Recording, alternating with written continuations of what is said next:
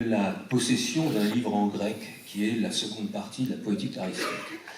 Or moi, j'ai sur ma table de chevet l'édition en grec, et je lis en grec la poétique d'Aristote. C'est mon livre de chevet. Pourquoi? Parce que c'est le livre essentiel que tout apprenti de cinéma devrait lire pour comprendre comment on structure un récit. Et qu'est-ce que c'est l'art?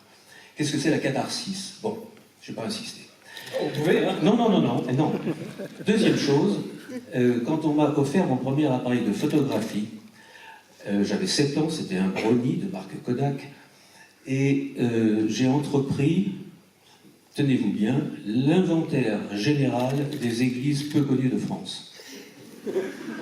J'ai seulement fait l'église de Sainte-Pazanne, qui est un bled à côté de Nantes, parce que enfin, j'avais de très grandes ambitions, puis ça s'est terminé comme ça. Mais j'avais prévu énormément de pages. Mais quand même, au cours de ma vie d'adolescent, j'ai emmené mes parents, j'étais fils unique, mon père avait des billets de chemin de fer gratuits parce qu'il travaillait dans les trains, et c'était moi qui choisissais où on allait. Alors mes parents disaient, est-ce que tu veux aller sur la Côte d'Azur? Non, maman, je veux aller voir les abbayes du Poitou. Bon, on m'emmène des amis du Poitou. Alors, et les vacances d'après, je vais voir les calvaires bretons, les calvaires romans. Ah, bon. Et j'ai visité dans mon enfance, et j'ai fait énormément de photos de monastères. Je suis complètement athée, mais j'adore les lieux de culte.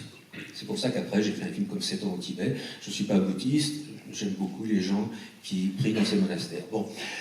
Et donc, si vous voulez, quand j'ai rencontré la première fois Umberto Eco, d'abord, j'ai lu le livre, parce qu'un copain à moi, à qui on avait envoyé les premières pages de l'édition, m'a appelé aux Caraïbes, où j'étais en promotion. Il m'a dit, rentre vite, il y a un bouquin qui est pour toi, c'est fabuleux. Et effectivement, j'ai écourté mon voyage, je suis arrivé à Paris, j'ai obtenu de chez Grasset, le livre n'était pas encore sorti, j'ai obtenu de l'édition des éditeurs une première copie. À la page 50, je me suis dit, ça, oui, c'est pour moi. Personne ne va lire ce livre, c'est trop compliqué, mais donc ça fait un film formidable parce que ça va sortir de nulle part. Page 100, j'ai appelé mon agent. Je lui ai dit, il faut savoir qui a les droits, est-ce que les droits sont vendus? Page 150, il me rappelle, il me dit, arrête de lire, c'est vendu. Page 200, je le rappelle, je lui dis, c'est vendu à qui? Page 250, il me répond, c'est vendu à la RAI. Page 300, je le rappelle, je lui dis, et qui c'est qui va faire la mise en scène? Il me dit, écoute, on ne m'embête pas, je vais te prendre un rendez-vous avec le patron de la RAI.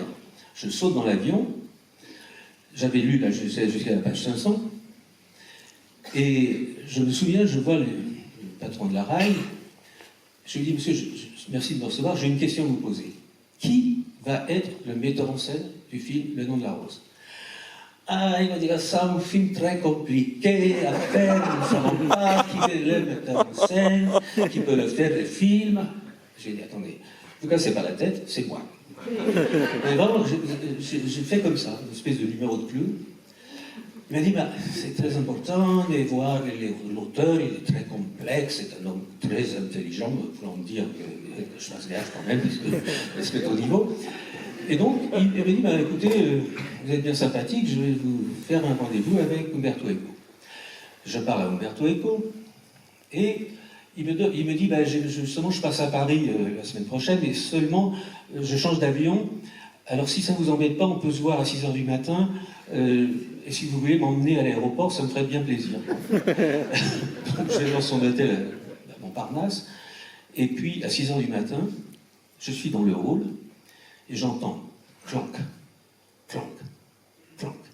Et je vois projeté sur le mur de l'escalier la silhouette de Sherlock Holmes, avec le chapeau de chasseur, la pipe, la cape, et apparaît Umberto Eco.